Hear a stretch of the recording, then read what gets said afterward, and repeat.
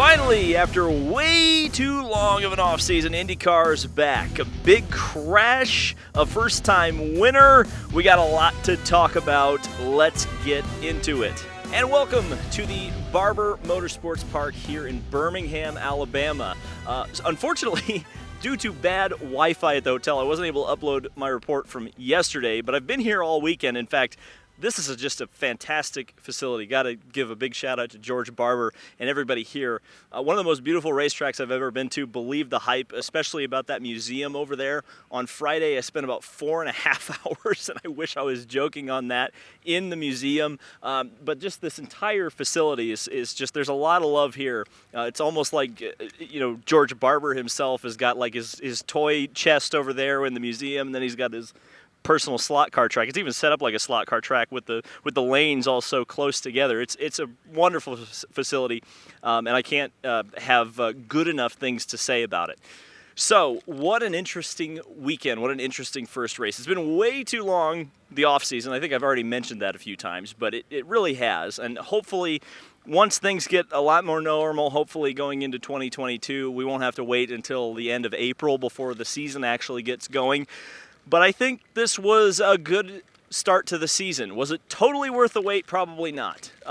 Let's go to the very beginning of the race, because I think a lot of people are going to want to talk about that crash. Joseph Newgarden, who I think a lot of people, myself included, had pegged as a potential championship contender, spins, causes a huge pileup. Somehow, Jimmie the Juggernaut Johnson, in his first IndyCar race, his second IndyCar corner, had to avoid that crash, but he managed to do so. But a lot of guys like Colton Herta, of course, Joseph Newgarden, Felix Rosenqvist on his third crash on the weekend. Lots of guys getting involved in this race, or in this crash. Ryan Hunter-Reay was another one. I think Marshall Pruitt always calls it the cartoon anvil. It seems like it's striking Ryan Hunter-Reay again this season. And then you had Jimmie Johnson bring out the second caution of the day, and second only caution of the day by doing a harmless spin, but that ultimately cost him the lead lap. I think he ended up finishing about 3 laps down. The real race was between Pato O'Ward and Alex Palou. It seemed like those two were the true established contenders. McLaren made a mistake on strategy. They decided to go with a 3-stop strategy, and I have to get a shout out to my cameraman at Racing Nation TV, who said very wisely, you're never going to beat Ganassi by adding extra stops. But I have to say, thinking fuel mileage, thinking that kind of a strategy, I wouldn't have expected Alex Palou to be the one to pull that off. But he's been fast all weekend. His first race for Chip Ganassi Racing, his first race at this track. Now, he's not considered a rookie by the official standards, but seeing as he's never raced at this track before, he's a rookie. So to me, that's an extremely impressive performance today from Palou, and it seems like he may be going on. He may be able to go on quite a run. And one of the themes that a lot of people have been touching on this weekend, and really going into the season, is the changing of the guard in IndyCar. Now, while the podium was still filled out by some regulars that we've seen quite a bit around these parts, Will Power in second, Scott Dixon in third, you had Pato O'Ward in what I thought was an incredible recovery, having made an extra stop and really actually being in contention there at the end. Had there been a yellow, he would have had more fuel and more push to pass on board than everybody else.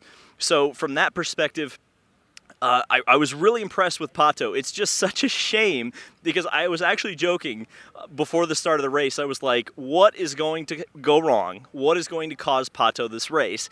And it's kind of like what we saw at Road America. Strategy. Bad strategy. McLaren just seems to not quite be able to put together the right strategy for Pato to win the race. We saw it at Road America. We saw it at Iowa. I think we saw it at St. Pete last year. There's been a lot of opportunities where Pato could have won a race, should have won a race, and hasn't. And the other thing to that is, who would have even guessed that Alex Palou, starting last year, looking at Palou and O'Ward coming into the series, that Palou would be the first one to win a race between the two of those, especially considering what a hot prospect it seems like O'Ward is. So let's talk about a few of the rookies, since I think a lot of people want to hear about them.